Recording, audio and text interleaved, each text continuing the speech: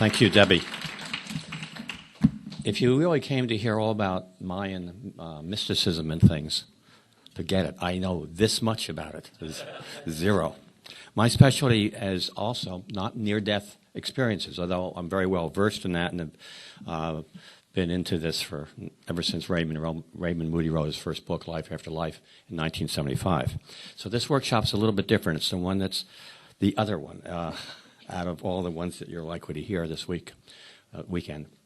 It's about something called after-death communications. And I'm going to read a quote first, and just to show you how mainstream something is that most people have never even heard of.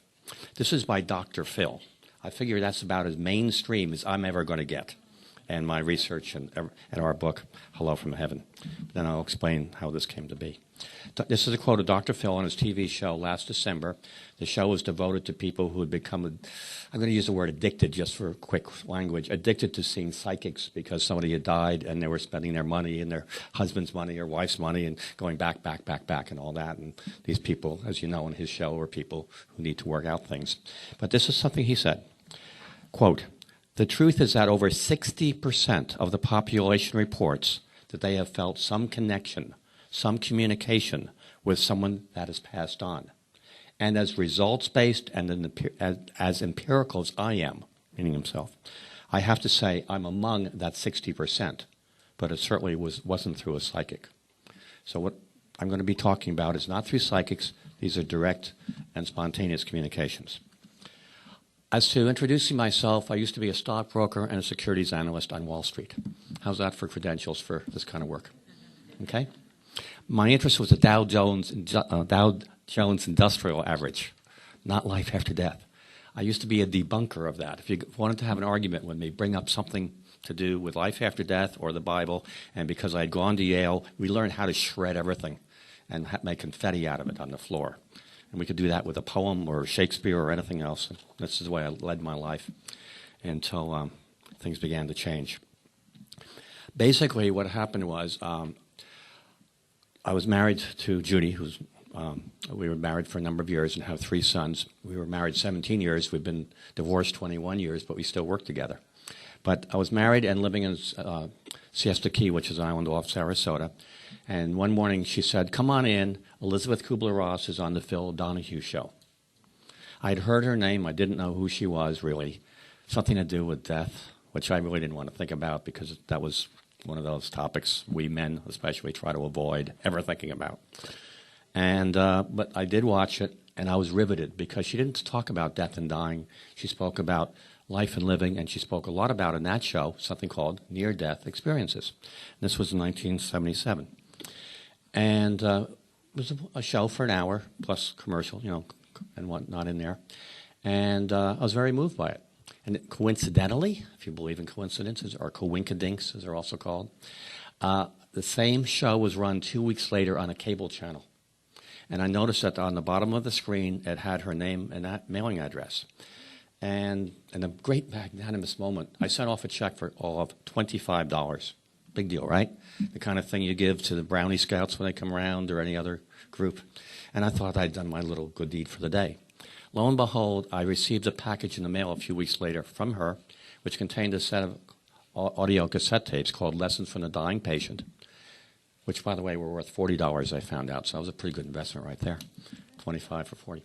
And an invitation to attend a 5-day workshop with her called Life, Death, and Transition, which would be coming up several months later and located just 2 hours from where I lived in North Palm Beach, Florida, which was on the East Coast. Now I was on the West Coast.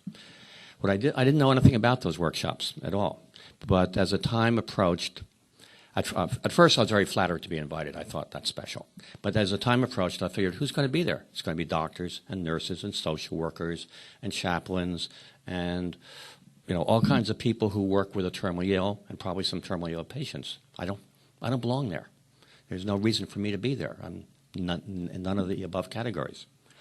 So I waited to the last day of registration, and I called her with my little out, and because I didn't want to also be around terminally ill patients. That was one of my pet aversions, as a matter of fact. I didn't want to deal with any of that. That's how adverse to death and dying and life after death I was.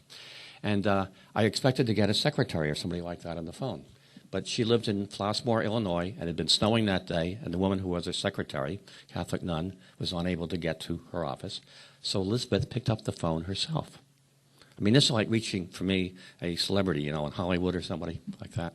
And she picked up the phone and answered it, and I said who I was, and I gave my little disclaimer, like, please give my place up to somebody who could really use it, professional, blah, blah, blah, blah. And she said very simply, Bill, I think you should be there. She's German-Swiss, in case you didn't know, German-Swiss.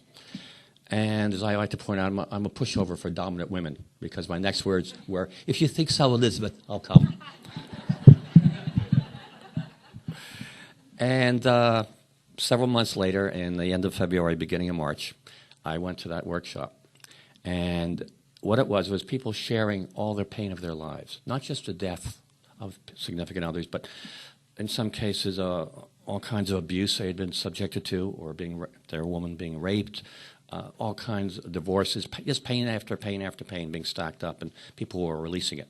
So rather than being on death and dying, they were the 5 most joyous consecutive days of my entire life.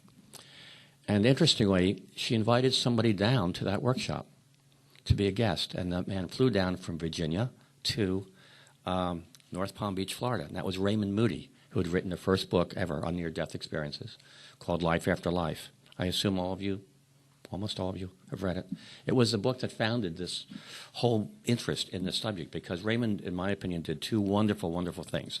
First, he gave a name to this experience, people dying, almost dying, going through a tunnel into the light and things like that. And he also created what I call an archetype. And that is a model. If somebody had all the elements of an NDE, what would it be like? And for better or for worse, that's what the media latched onto, and that's what mostly writers and people like that think what an NDE is. However, when you read individual accounts, they're quite different than the standard thing that Raymond presented. But he's the one who launched this entire field, and he was the one who went on TV with people like Viola Horton, I think James Smith back then, some other people. And he had this wonderful way of not selling NDEs to the public or anybody. He wasn't a salesperson. He just said, this is a very interesting phenomena. And in his southern accent from Georgia, gee, we oughta, gee whiz, shucks, golly, gee, examine these because they're very interesting. And that's the way he presented it. So it was very non-threatening to even people who had strong religious views back then. And that was the beginning. And a few years later, IANDS was formed in 1982, I guess, and he was one of the founders. There are quite a few others. And so he, that night, spoke a little bit about near-death experiences. This is at the workshop that Elizabeth had in North Palm Beach, Life, Death, and Transitions.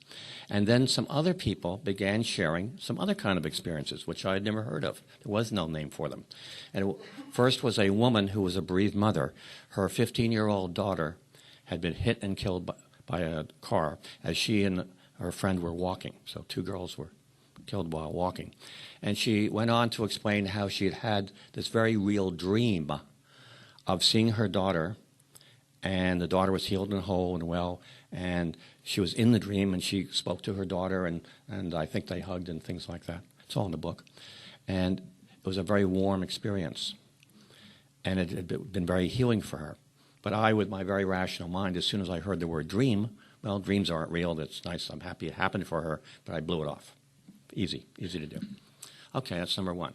Then her son, who was a teenager, had an experience one night where he was in his room, I think doing his homework, and he looked up and he saw his deceased sister, Kathy, standing there. And he was able to see her. It freaked him out. He came running out of the room. Kathy's in the room, Kathy's in the room. And he was scared because as most teenagers would never heard of anything like this, so it was frightening for him. I thought about that. Well, can a 15-year-old girl come back and be seen by her brother? And I figured, let's see, marijuana, what other drugs? And it's very easy to blow it off, and I did. Poof, there were 2 first experiences I had heard. But then Elizabeth shared an experience. Remember, she was the authority on death and dying. She was a popularizer of near-death experiences at this point, 1977, 78. And she said that at one point, because there had been a great deal of negativity toward her research, a great deal of opposition to it by the medical community. Because she would go into a hospital and say, I'd like to interview a few people who are terminally ill. And the standard response back in the late 50s, early 60s was, nobody's ill, they're all going to get well and go home. Even if they're 95 years old, had huge tumors, and obviously, were weighing 80 or 90 pounds, they were still going to go home. The same people who'd roll the window shades up saying, isn't it a lovely day today? Not if you're terminally ill, no.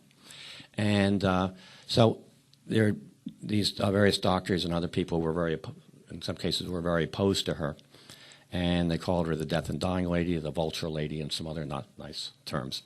So she was going to hand in a resignation. She was going to type a letter and hand it in. And she had just walked down in an office building down to her office. Was standing at the elevator to see somebody off. And there was a woman there.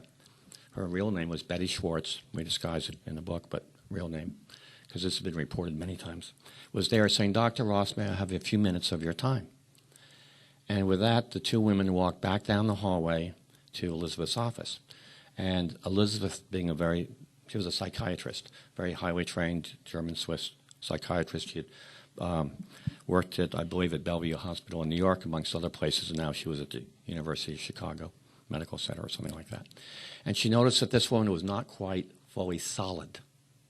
She was doing all this, what she called reality testing. There's something different about this woman. She looked familiar, but she was not solid. And they walked into the office, and someplace in there, Elizabeth recognized her. She was a patient of hers who had died 10 months earlier. Okay? They're walking down the hallway. They go into her office. Elizabeth and this Betty Schwartz, and Betty says to her, you must make me a promise not to quit your research. It's too important for the world. And then Elizabeth very cannily says, would you mind terribly writing a note to your minister? Because there had been a Unitarian minister involved with this woman. And the woman took a pencil and did write an actual note, which I've never seen, but I've had verified by other people that such a note does exist. And once again, the woman elicited the promise from Elizabeth not to quit her research. It was too important for everyone. And Elizabeth again agreed. The woman then went to the door, out the door. And Elizabeth, like any other one of us probably did, would sort of paused for a moment and then went running to the hallway and looked down, and there was nobody there. Poof, gone. And there was no easy access. It was a long, long hallway. And that's the end of the story. At that point, my sense of reality went clunk. I mean, here's a person I regarded as a world-famous person. She'd been nominated to receive the Nobel Prize for Peace. She didn't get enough votes to win it, but she'd been nominated. And she's the leader of the workshop, and everybody's very much in awe of her. And actually, we're all enamored of her at this point. And telling us a story about how a deceased patient came back to her and had a conversation, and she saw her, and how the patient had written a note and all the rest. So my entire sense of reality was just spun around. And went home from that workshop in 1978, and for the next number of years began looking for other accounts like this. And I began finding them here, there, everywhere. And they're in literature. But nobody had ever done a full study of research on them. At the most I found was a chapter in a book. But it was just a reporting of various kinds of experiences without really any explanation of them or anything like that. And I tried to get Raymond Moody to write the book because he was well known, and I am not a PhD, I'm not an MD. That's who were writing all these books initially on near-death experiences. And while Raymond never said yes, he never said no, and that took a while. And then in 1980, 2 years later, I myself had an experience, which I'll share with you, which is, again, in the book. And this was one Sunday afternoon. I live in Longwood, Florida, which is in the Orlando area, so it's warm temperature most of the year. And we had a typical house, 4-bedroom, screened-in pool kind of thing. Judy and I had finished a conversation when we were sitting in our living room about, 2 or 3 o'clock in the afternoon. And we each got up to go in different directions. And I heard a voice in my head say, go outside and check the swimming pool. Well, I'm not used to hearing voices in my head, then or since. And it wasn't, there's no sense of urgency to it. So I just walked, and I walked to the sliding glass doors at the back of the house. And from there, we had about a 15-foot patio, and we had a wrought iron fence installed, because you do that in Florida because pools are dangerous. People can fall into them. And we had a gate in the fence which had been left ajar. So I opened the sliding glass doors, walked to the gate to just secure it, because we had 3 children. The 2 older ones knew how to swim. But they used that as a shortcut to the backyard through the swimming pool area.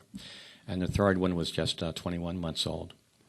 And I just went out to close the gate as a safety measure, and I happened to look down at the deep end of the pool. And there, in the middle of it, away from the sides, our youngest son was floating in the water, not moving. He was just like a Kimbo. His arms and legs were out. And I obviously raced down the side of the pool, screeched out Judy's name. And just before I jumped in the water, I happened to notice his eyes were wide open. He had a small smile on his face, and he was under the water, about an inch under, it seemed, as my memory. And I didn't know if he was dead or alive. You just do it. You don't think about it. And I jumped in the pool, and I came up under him, and I pushed him to the side. That was the best I could do at the moment. And Judy had heard me yell and came running out, and she pulled him out by the wrist. And as it turned out, he coughed up a little bit of water, but he did not even require CPR. Both of us were shaking because the water was cold. It was only May, and it was not yet time to swim. But he was fine. But if I had not heard that voice in my head warning me, giving me the notification to go outside and check the pool, he obviously would have died. There's no way we could have heard him from the front of the house. He had come out of a side door from a bathroom, and he obviously had walked out toward the pool and presumably lost his balance and fell in. But there's no way we could have heard him, or he never yelled, and nothing like that. It was only the voice in my head, which I believe was that of my father, who had died 33 years earlier in 1947. Okay, that was 1980. In 1988, I heard the same voice in my head a second time, because I wanted somebody to do this research, but I didn't feel that I had the credentials, or nobody would publish my book, et cetera, et cetera, et cetera. And I had all these reasons not to. And the voice said, regarding this kind of research, do your own research, write your own book, it's your spiritual work to do. And that was the beginning. And Judy and I were divorced. This was 1988. We had divorced 4 years earlier, but we were just beginning to get friendly again after 17 years. We did have 3 sons, and we were pretty good speaking terms. I asked her to come over one day to tell her about this. I was living in an apartment, and she came over. Even while we were sitting there, a phone call came, because one of my concerns was, if we gather these stories, that's nice, but will anybody ever believe them? I mean, what degree of evidence can we find that there's any authenticity to these? Well, the phone call came just when Judy was there, and she was only there like 45 minutes, from a woman I didn't know well, who described her aunt, who lived in Tallahassee, which is quite a ways from Orlando. And the aunt had an experience where a friend of hers had been in the hospital, had died, but she didn't know it.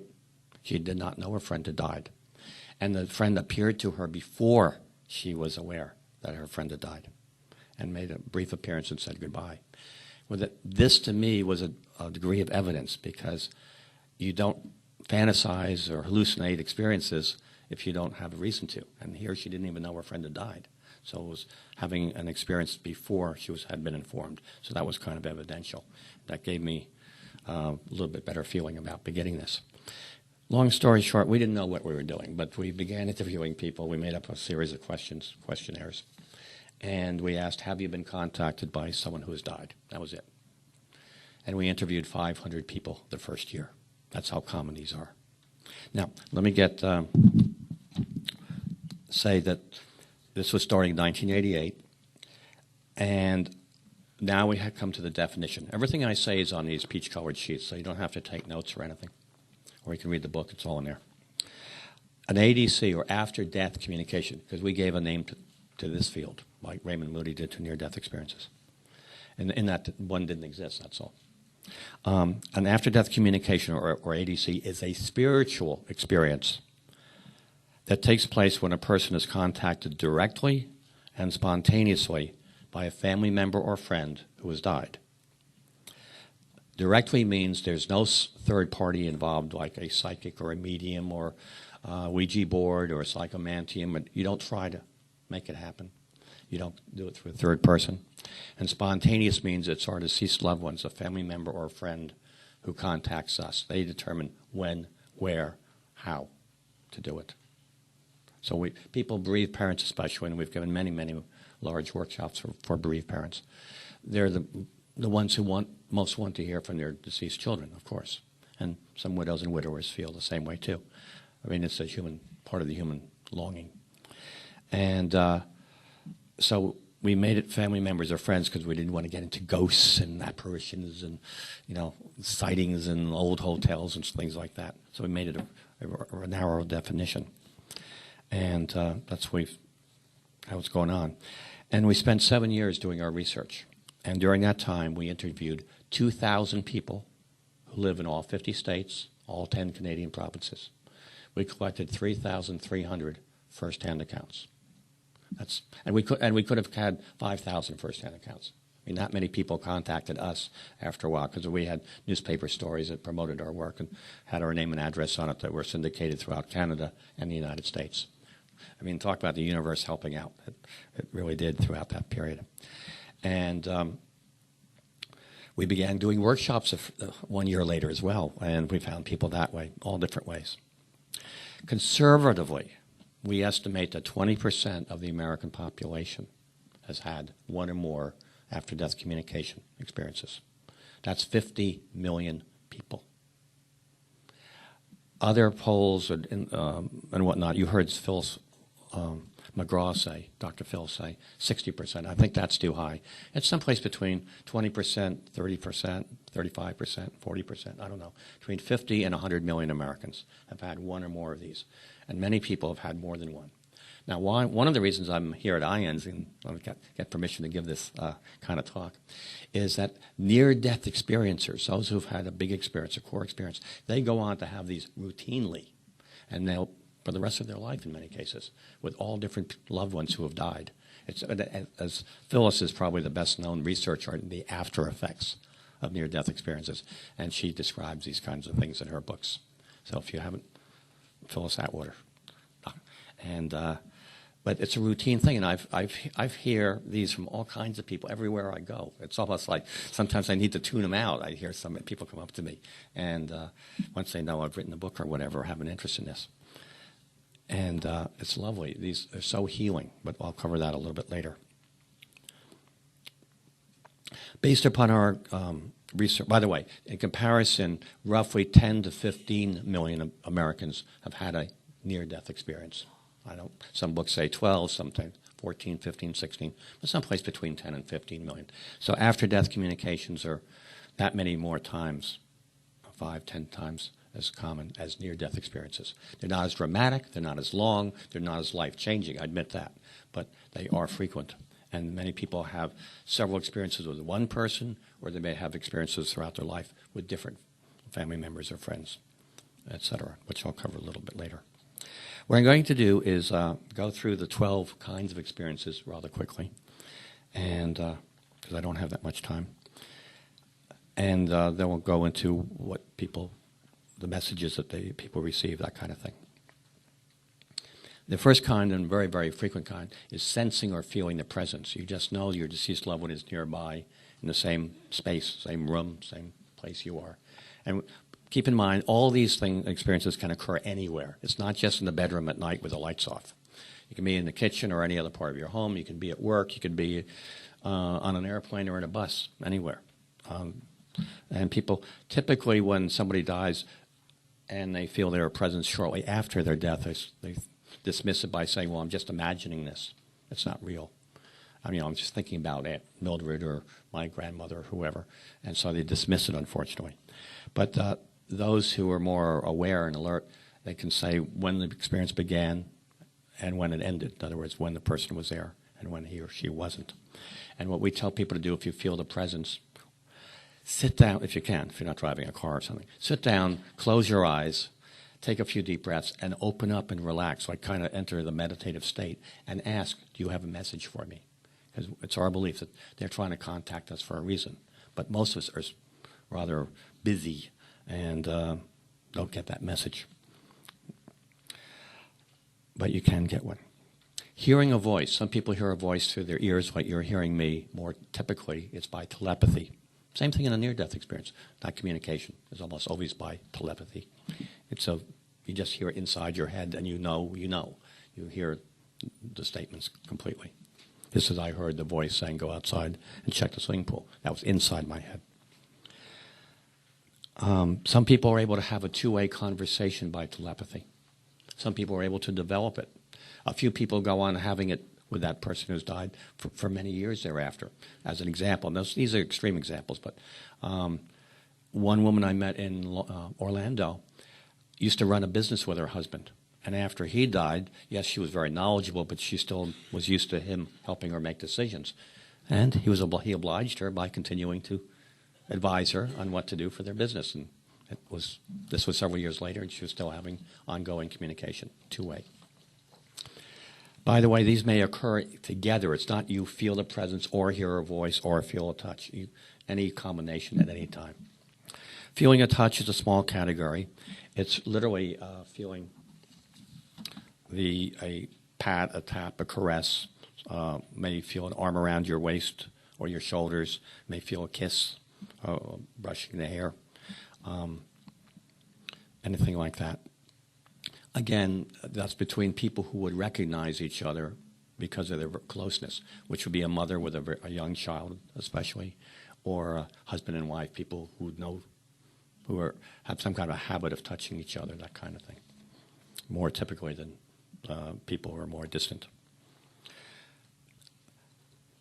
A large category is smelling or fragrance, all olfactory experiences. In this, you smell something that isn't there at the moment. Typically are flowers. It could be a food. It could be a cologne, perfume, anything like that. Bath powders, tobacco products, foods, anything, whatever. Somebody said nail polish remover. Okay.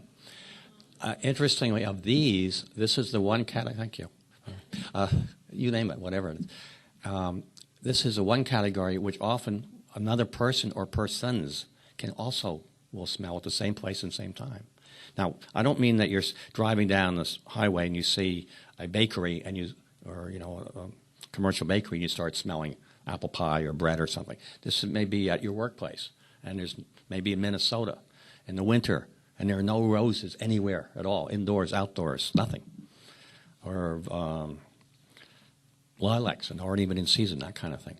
And you're just sitting here at your desk area, your work area, and all of a sudden the whole area is suffused with that flower or what other scent. And somebody else may come along and say, oh, where are the roses? And somebody else may come along and do the same thing. And these can last for many minutes, and other people will comment on it without your saying anything. Visual experiences are obviously the most dramatic ones. And by visual, we divided them into two categories. It's where you're literally seeing. You may see the deceased loved one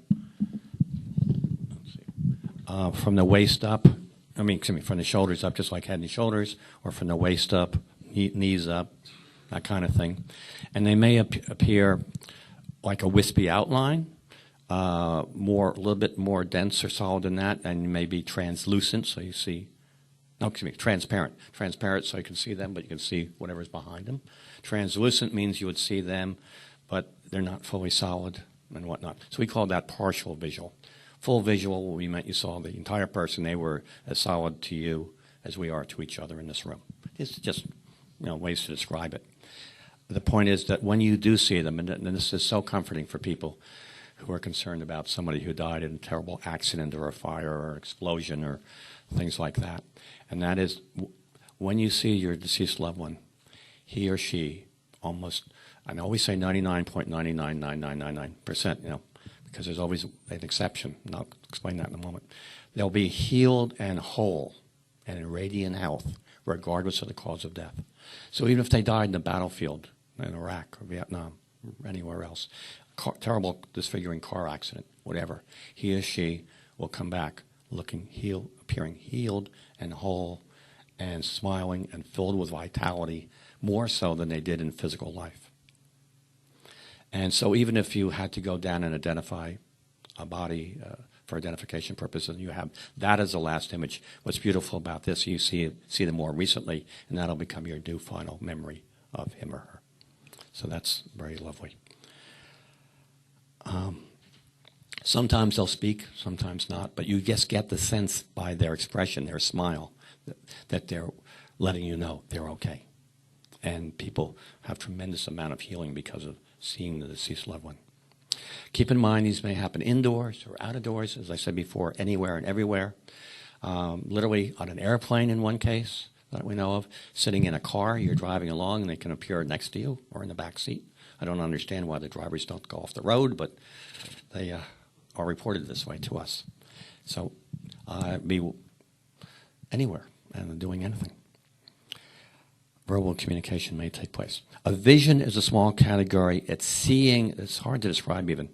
It's like looking through a window from this reality to another dimension. You may see a picture in space, which may be various size, small or large, maybe black and white, maybe color, but you're seeing them in their dimension, not in the human one, not here, usually. You can see them with your eyes shut, which people can have happen during guided meditations or just regular meditation or guided imagery or whatever.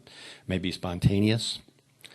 Can look like a 35 millimeter slide just suspended in the air. It's a very large range of category as far as the category goes.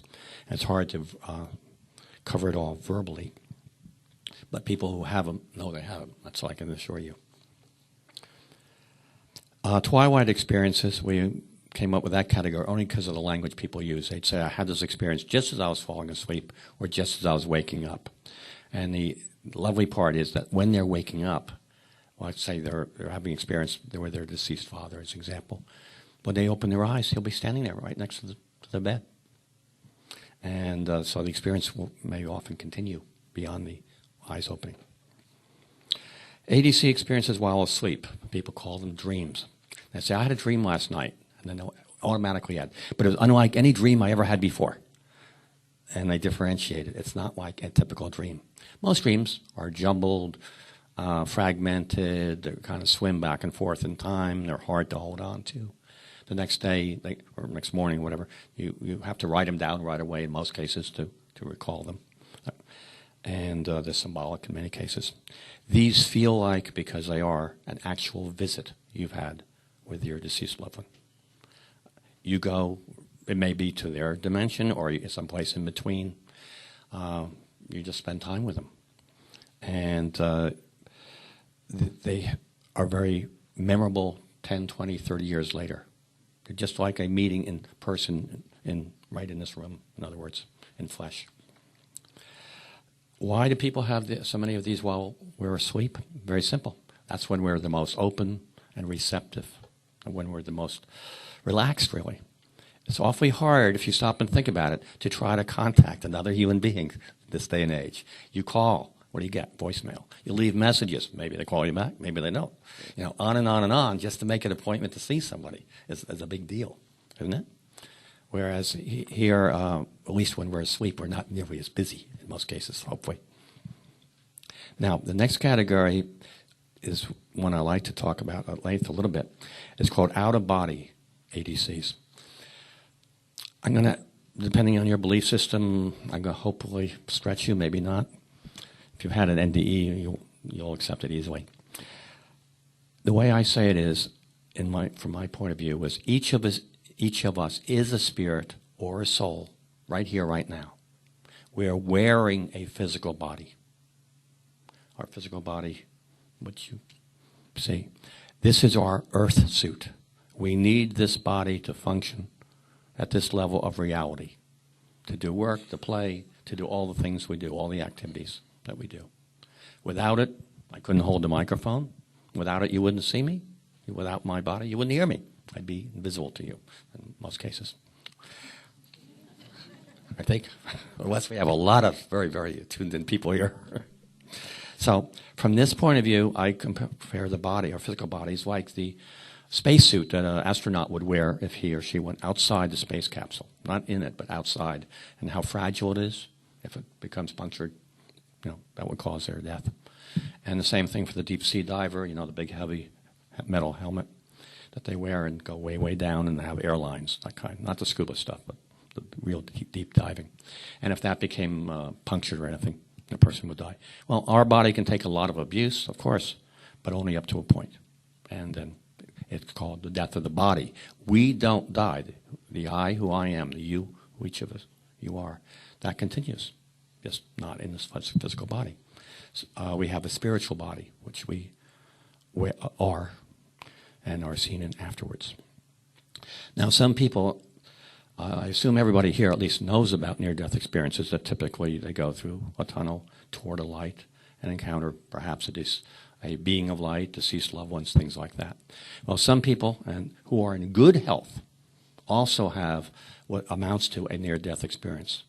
Forget what I'm talking about, after-death communication. I have spoken to people where one was literally standing in the kitchen sink doing dishes, and all of a sudden she's out of her body, going through a tunnel toward the light.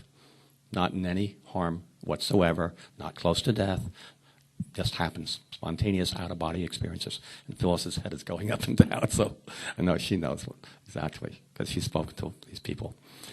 And so some people just have spontaneous out-of-body experiences, and some go toward the light. In this case, the ones we interviewed for the book had gone through their tunnel and had encountered their deceased child, in many cases, or other loved one.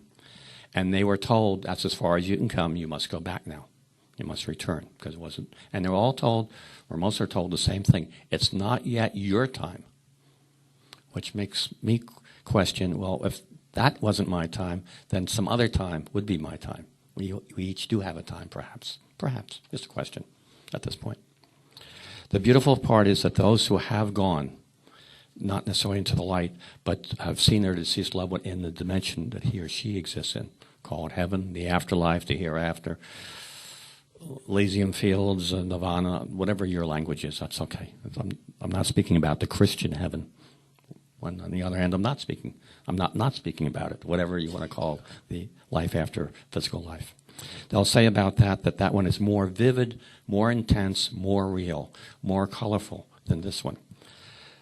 That they see things, just like the near-death experience, that they see things that there are colors that they can't describe, and it's just filled with love and light beyond anything on earth, even the best moments on earth. And that whole area is filled with happiness, love, and joy. Again, it reads very much like a near-death experience, except these people are just ordinary men and women who are not close to peril in any way, who just went that far to visit a deceased loved one. And by the way, some of them just visited a deceased loved one nearby. I'm sorry, I didn't say that. It could be in their home, some other part of the home, or a few hundred miles or a few thousand miles away. And they don't all go through the tunnel, or they don't all go to that other dimension. So it's a very large field, very large type of experience. Telephone calls. One man actually wrote an entire book on this called Phone Calls from the Dead. I hate titles like that. But that was his most successful book, Scott Rogo. And what did the publisher do? Let it go out of print. Best book and most successful book in sales, and went out of print.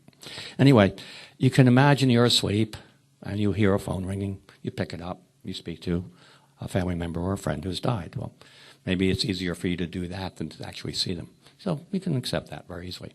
But how about you're in your kitchen and the phone rings, wall phone, whatever. You pick it up and you hear their voice while you're wide awake.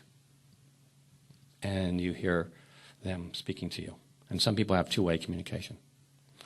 And however long it goes on, not terribly long usually, but nevertheless, a number of people report this. And at the end of it, there's no sound of a hang-up or a click or a disconnect sound or a dial tone. It's as though the line had been severed. And they all say that when they tell us those accounts. And two more categories. One is physical phenomena, which can be just about anything. Typical ones involve lights or electricity, because that's very easy to manipulate, apparently.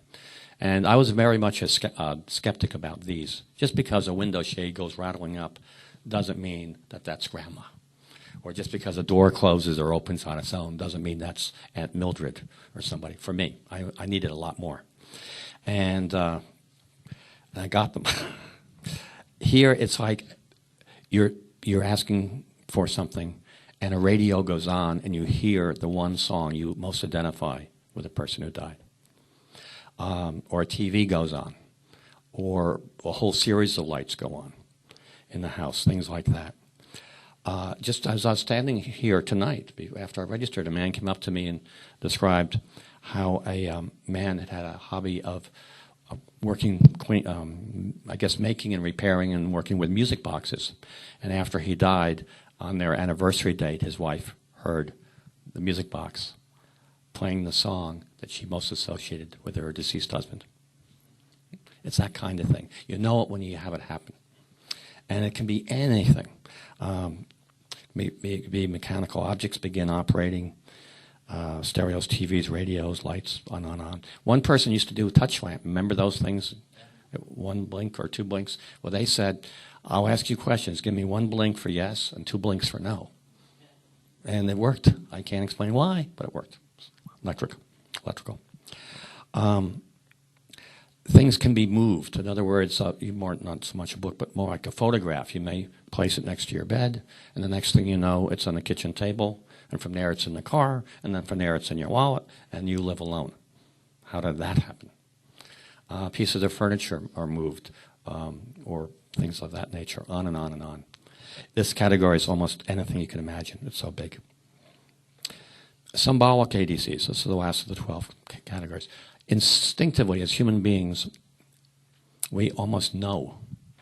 We certainly ask, please give me a sign you still exist. People ask God, the universe, Jesus, Mary, their deceased loved one, whoever, whatever they believe in. Please give me a sign. And almost invariably, they get it. Some people recognize it right away, but they will receive a sign. The most common ones involve butterflies and rainbows. Now, when I say butterflies, it doesn't mean you're driving along and you just see a butterfly go past your windshield. I'm talking about where a butterfly comes and lands on you, or perhaps on the casket during a service, funeral service. Or you walk out in your backyard, you see a whole mass of that butterfly. Or one kind of, like maybe you're taking a little walk in the woods or a hike, and a butterfly will kind of guide you to a certain place where you just feel very peaceful, that kind of thing. It's the unusual behavior of butterflies and other animals. We have a variety of those involving birds and porpoises in this book. I'll tell you one that's not in the book, I don't think. Very beautiful one. This woman is herself a bereavement counselor in Orlando. Her brother had been in Vietnam, and he was killed there. And they had a memorial service for him later on. But maybe 10 years or so after that, they had a huge family reunion of all these members of this family. And they held it outdoors. And some people did mention to her, sorry, your brother, whatever his name was, isn't here. And somebody noticed there was a lone eagle just circling above in the sky. He had been a member of the 101st Air Force, the Screaming Eagles, when he was killed. Okay? So there's that eagle and the connection. It's that kind of thing. You know it when you see it. Rainbows, it's not just seeing a rainbow. We have a lot of those in Florida and other states where you get a lot of rain showers. It's having a rainbow maybe on the birth date or the death date or an anniversary, or maybe you go to the cemetery, and in one case somebody said, turn around. And the woman had been grieving heavily for her deceased child. She turned around and there was a double rainbow behind her. It's the timing of the rainbow, the place, things like that. Other people find a whole series of something. We have a beautiful experience of finding coins. This woman found dimes. I don't have time to highlight it, but other people find feathers. They can find matchbooks. Whatever it may be, they find something, a whole series of it, and each one brings them a smile, and they will often record them in a journal. So those are the 12 basic kinds of after-death communications. I'm going to touch on a few more, which aren't on the book, because some of you are hospice people. And these are very common, and this is very evidential stuff. And we hope to, we have plans for some of these.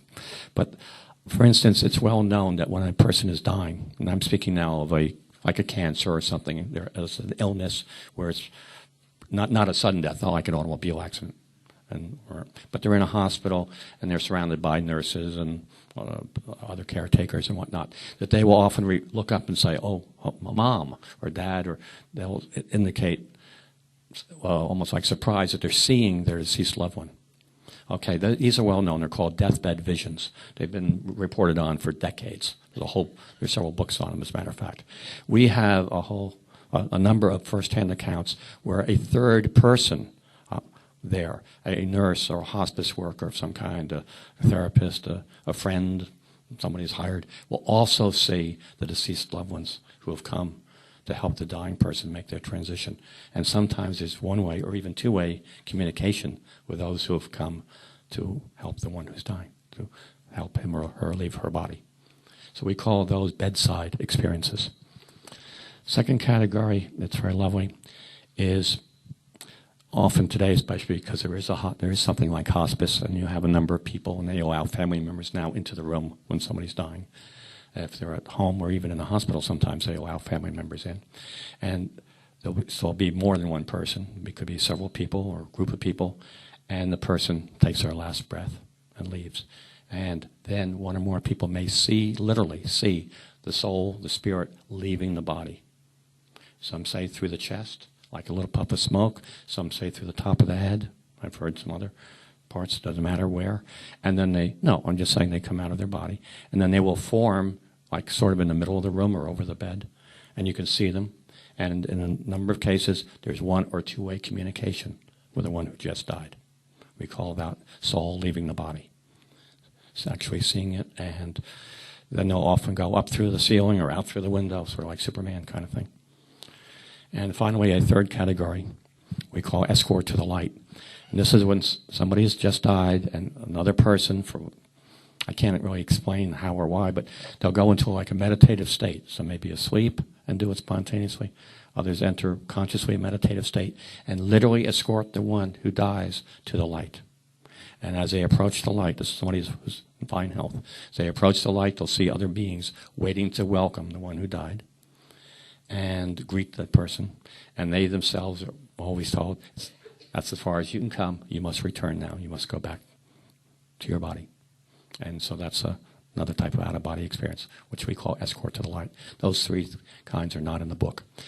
Another kind that's not in the book because we didn't have room at that time are children's experiences. Do children have ADCs? You bet they do. Probably even more frequently than adults do. And I'm speaking now because we did interview and we have them in our files. Children 1.5 years old going like, Papa, Papa, Papa. What's that about? Well, somebody knows that was the child's name for the grandfather who just died. And the child who's just playing around all of a sudden becomes very animated, looks intently at that direction, starts waving at the grandfather. And then suddenly, a few moments later, turns away again. And then other children who are older who can report, oh, Grandpa was in my room last night. Well, Grandpa had died, but he came back to the child.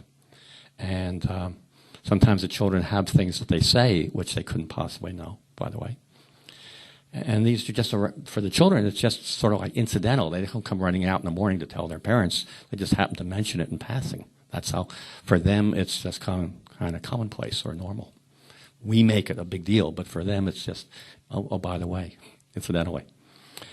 And then we interviewed some children who are old enough, 8 years old or so on up. We can interview them by telephone.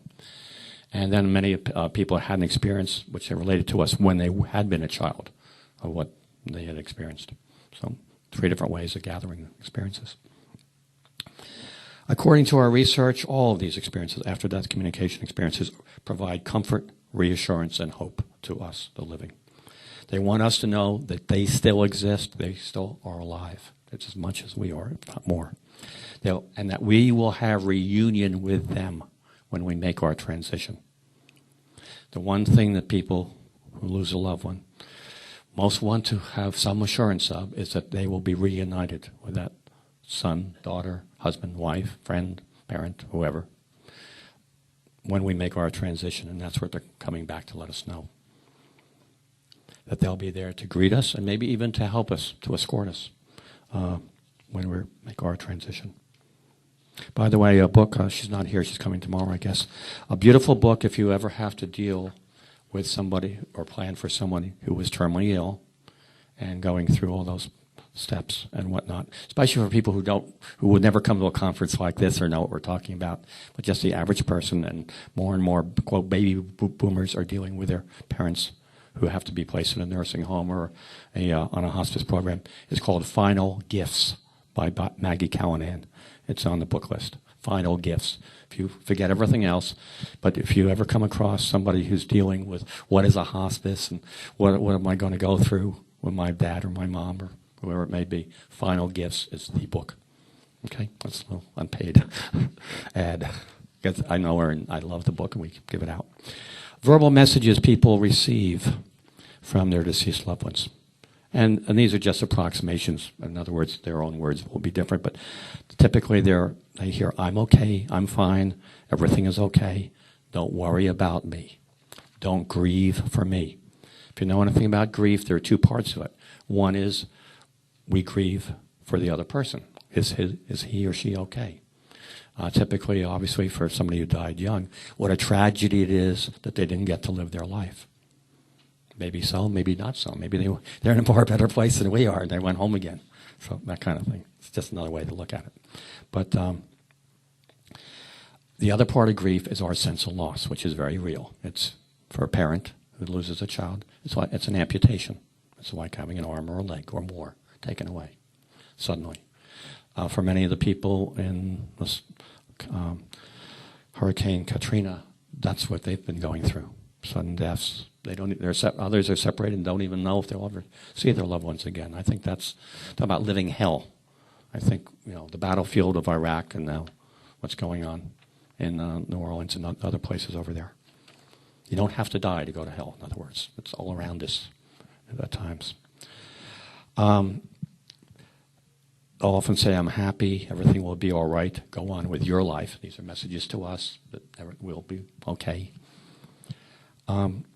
Sometimes they'll say things like, please let go. Some people, in other words, will hang on to the one who's bereaved and keep trying to draw them back. I need more messages. I need to hear from you over and over. It is a time to let them go. Just as you need to let a child go. So Elizabeth Kubler-Ross used to say, there's a time to put training wheels on the bicycle. There's a time to take them off. Same thing. Sometimes they'll say, please forgive. There's a beautiful story at the end of Hello from Heaven, a father whose daughter was murdered. Now, unfortunately for them, the parents of murdered children have probably the roughest time of anybody in our culture, other than perhaps those whose child died by suicide. But in our culture, because of the penal system, the judicial system, and all the publicity, that's a living nightmare to apprehend the murderer and put him or her through trial and have them convicted, and then they come up for parole, and on and on and on. I met a couple once who were coming into the Compassionate Friends. That's the largest support system for bereaved parents in the world, really. And they said, we've been with this other organization because our child had been murdered. We've been with them for 12 years. Now we're ready to begin our grief work. In other words, you stay in the anger phase of it for years, or you can. It doesn't mean you will. You may. Anyway, in this case, the daughter who's been murdered comes back to her father, not once, but twice, asking him to forgive her murderer. I can't imagine a harder message to receive. But the reason is for him to be free. The murderer is whoever that person is. They're not probably even thinking about this. The father's living with it every minute of every day, probably. And forgiveness means to let go of it, basically. Not to forget it, but to let go of it. And that's a spiritual process. Sometimes they'll say thank you for various reasons.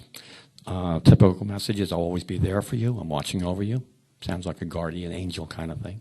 Some of them do become that. I'll see you again. I love you. And goodbye. Goodbye may mean just for this one visit. Goodbye may be you won't hear from me again. In other words, maybe several visits. Whatever. All these experiences offer comfort, hope, and healing for those who are bereaved. And that's the joy of doing this work. Part of the joy of doing this work. They tend to reduce the intensity. Having one or more ADCs reduces the intensity of the grief and also tends to shorten the duration. I'm not saying it eliminates it. No, it doesn't. I did speak to one woman that eliminated it, but that's because like her uncle died. She didn't give a whole lot of care about him anyway, but he did come back to her so she could give a message to other family members. But she hadn't been that bonded with him to begin with. But whatever grief she had, that dissipated after the one visit. That's all she needed. But that's the exception. Some people react with fear when they have these experiences. Either they've never heard of them, they think they're going crazy, or unfortunately, if they have certain belief systems and they think these are demonic or satanic, sound familiar? If they think they're that, they can be shaken up by them. Some people, especially if a deceased loved one begins to appear right there, like Star Trek, that can scare them, or whatever the experience is. And religious beliefs do play a large part in blocking these, I think. Now, I don't have time to go into this, but we offer 6 chapters of 15 accounts or so in each one of why are these real and not, as the psychologists call them, grief-induced hallucinations, okay? Or wishful thinking, or daydreaming, or whatever you want to call them. But why are they real? Very quickly, I'll go through these. The first one is when you have the experience before you learned your deceased loved one died. Before you learned your loved one had died. Why would you be bereaved? You wouldn't be. If you had your experience now and then tomorrow got a phone call that your family member or whoever was in a car crash, but you didn't know it before you had your experience. You learned it afterwards. Another one is typically people are bereaved maybe up to 5 years, serious active bereavement, heavy grief. But that becomes more bearable, lesser after that time. In some cases, it doesn't even take 5 years. But some of these experiences may occur 5, 10, 15, 20, 25, more than 30 years later. And my father was 33 years warning me about our son almost drowning. Another case, a woman was told to get out of her house. There was a storm, and as it turned out, she did get out, and a large tree came right through the bedroom she would have been in 33 years later. And I did hear one that was 40 years later. It's not in the book. A third one is where somebody's life is protected or saved, such as my son. Many people are given a warning about when they're driving, stop the car, or pull over, or check this or that or the other thing, or don't get on that plane, or don't get on that subway. If you ever get such a gut feeling or warning, or you believe it's from another outside source, listen to it. You have nothing to lose by stopping the car or not getting on that plane or on that subway train or something, because you'll see, according to the book that we wrote, the experiences that other people shared with us, that there are very good reasons. And had they disregarded that, the car would have been broadsided by a semi-tractor trailer or something of that nature. Another category is where somebody learns something they didn't know before, maybe the location of something of value, monetary value, emotional value, sentimental value, that either they had lost it and they couldn't find it, or in some cases they're guided to something they didn't even know existed. They're told about an insurance policy or some piece of jewelry or important business papers, whatever, and they're led to go to a specific place and to find them there. So again, that's to me very evidential why these are real and not anything other than that. Another category is where people who are suicidal, and just at the right moment, because none of these seem to have words to them, it's just at the right moment when somebody was really contemplating taking their own life, that a deceased family member or friend came to them. And maybe just because somebody cared, if not from this side, from the other side, somebody cared to come at that very moment, the right moment, they didn't take their life. And 2 of the people in our book were in the process of taking their life even. Were actively doing whatever they were going to do and hadn't done it, and are still alive, obviously, when we interviewed them. And finally, a category which I've already alluded to is where 2 more people, same place, same time, share an experience. One might see the deceased loved one, and the other one would hear his or her voice, or they both might see him, or they both might smell a fragrance associated with him. It's just, I would call those shared ADCs, or just 2 people, same place, same time. ADCs with a witness, all different names for this. what I want to stress, and I have a little bit of a bone to pick with a researcher who's not here, who likes to call these paranormal experiences. To me personally, and I've been involved with this since 1975, and I've read many, many, many books on near-death experiences. I've heard hundreds of cases. I've met the people firsthand. I've heard them on the phone. I've heard them. They just come across me, I guess. And near-death experiences are a normal, a natural part of life.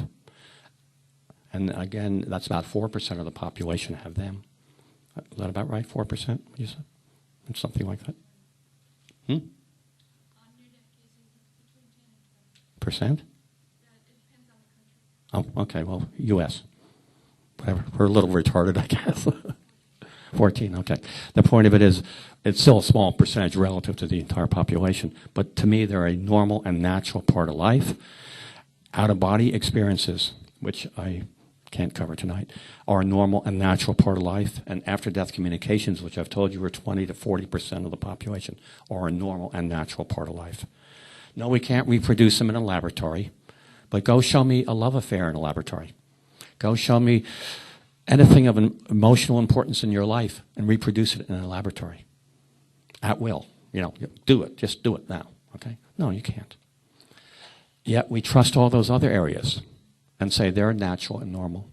The highs, that moment when you watch your child graduate from college or whatever, or make the winning touchdown pass, or catching the touchdown pass, or kicking the field goal. I mean, whatever it is that for you is those special moments. You can't reproduce those in a laboratory. And yet people are transformed by near-death experiences, after-death communications, and out-of-body experiences. And while I'm at it, these are not on our book list, but these two books are on out-of-body experiences. One is called The Birth Called Death. The Birth Called Death. This is a young woman who began having out-of-body experiences when she was 7 years old. And she was escorted by her deceased brother, who was a little bit older. She had a whole series of visits to the other side. So if you'd like to add this book by Kathy, Kathie Jordan, Kathy Jordan. That's one. And this is a woman I actually knew in Lynchburg. She was a teacher of mine and helped me in a lot of ways. It's called Soul Journeys. She used to work at the Monroe Institute and was trained there to have out-of-body experiences. Well, in this case, she wrote one book called Cosmic Journeys, and this book I prefer. It's called Soul Journeys, My Guided Tours Through the Afterlife. And she literally was sitting at her computer, and part of her was typing it as she was experiencing it. I don't understand that, but nevertheless, it's a whole series of adventures on the other side. Rosalind McKnight, McKnight, Rosalind McKnight. You can get these from Amazon, any place like that. Another book, well, it's more than a book. This is about near-death experiences. And I know I'm digressing, but I'm talking about what's normal and natural and not paranormal. Okay? You do not have to be a parapsychologist to study any of this. People have them. There's a wonderful, wonderful website that a lot of people who are interested in NDEs don't know about. And it's very simple. It's www.near-death.com by Kevin Williams. And if you like to read NDEs, he's got hundreds of them on there, divided into categories. This is his full-time occupation because he's disabled, lives out in California, and he just pours all his love and energy into this website. So it's near-death.com. And this is a book he wrote. The book's pretty good, but it's mainly the website that I'm recommending. The book is called Nothing Better Than Death. I think it's in the bookstore there. And these are just things that are important to me about near-death experiences. She will be here later. I don't think she's a presenter, though. Is Jane Smith a presenter? No. This is a woman who had an experience when she was 35 years old, and it transformed her life into such a magnificent way. This is a videotape she made called Moment of Truth. Moment of Truth. It's not new, but she went on to become a spiritual teacher, and I highly recommend that one. This one is, if you can find it, it's Life After Life. This was Raymond Moody, when Raymond Moody was really into being the near-death researcher on NDEs, because this includes 6 well-known NDEers. and each one speaks, and you put it together for a 1-hour presentation, and it's very, very powerful, and it helps anybody who has questions about near-death experiences or life after death or things of that nature. You'll probably know a number of these names. Can I make a comment? That's out of print, but I got one on eBay and a Libris book. You can kind of auction. Okay. Yeah, it's out of print, but Danny and Brinkley, Saved by the Light, is on there. Vi Horton, who's deceased, that was the one who used to go with Raymond on all the TV shows early on, Merv Griffin and whatnot. Pamela Lewis, who I don't know. George Ritchie, who had there's a beautiful, simple book in the other room called Return from Tomorrow. I give that out like cookies to people. It's the easiest book to read, and it was serialized in Reader's Digest years ago. And that's who Raymond first heard his first near-death experience from. And his books were even dedicated to GR initially. Now he says George Ritchie. Dr. George Rodinea is a germ from Russia. And Sandy Rogers, who I corresponded with briefly, and she had attempted suicide. And these, I think, 6 people. It's a fantastic life after life. I'm a bootlegger, I'll admit that. I make up copies of things that are out of print, and I'm willing to send a copy of this to any what are the chapters called? FOI chapter? Yeah. Because I think that should be in your library. Okay, just wrapping up. So we also believe that our after-death communications provide modern-day evidence for life after death, as do near-death experiences, as do out-of-body experiences, OBEs. I ask people, and I'll ask you, what would be proof for you? What do you think would be proof that our culture could and would accept of life after death? What would it take? Anybody? Somebody? Messages of their own experience that we're human beings that are so distracted with this human experience that blinds us of the ability to see God. In other words, a personal experience. Yeah, but there's no way to convey that to somebody else and have them. I mean, that's personal evidence, yes. Having any full spiritual experience that convinces you of that, whatever it may be. Okay. What else what would be objective proof where other people could see it? What does? You mentioned the dying. Yeah. And there was a presenter at the Ryan Research Center a year ago who from Fayetteville who described getting pennies with the date of their son's death on it. He collected them one after another for an entire year, really a whole jar of them. I was telling this story in my fifth management class, and there were 2 divinity students in the class, and they're kind of skeptical. And one of them comes up to me afterwards. And he just sort of mentioned something to me about his own dad dying, whatever. And I turned around, and we were in the basement of a gym somewhere, and picked up a nickel behind me. And it was the date when my dad died, and his dad died the same day in 1994. Both of us on the same nickel. So he was impressed. Thank you for sharing that. Yeah, we have experiences with pennies too, and yeah, that's quite common. But still, what would be objective proof? I mean, that's very nice that you two divinity students don't believe necessarily in life after death. So why are they divinity students? That's my question. Now, interestingly, I've met chaplains who don't believe in life after death, and yet they're working with a terminally ill. I don't get it, but that's my little hang-up. Anyway, what I say, the one thing is, and maybe I'm set this question up too much, but basically it would take a 2-way video telephone where you could dial up grandma or whoever it is, they could call you back whenever, and anybody could see it and hear it. But even then, they'd still be skeptics, because remember, the world's still flat, according to some people, right? We never went to the moon. It's all done in a sound stage. You could get, that's what keeps Art Bell alive. Are you aware of that research, that whole body of research of the electronic communication both ways? I know Mark Macy. Yeah. Mm-hmm. There's some problems in that too, though. Yeah, you usually need a psychic or a medium to be present for a lot of it. Yeah. Okay. Now I ask you just as a final thing, and then Debbie will wrap up.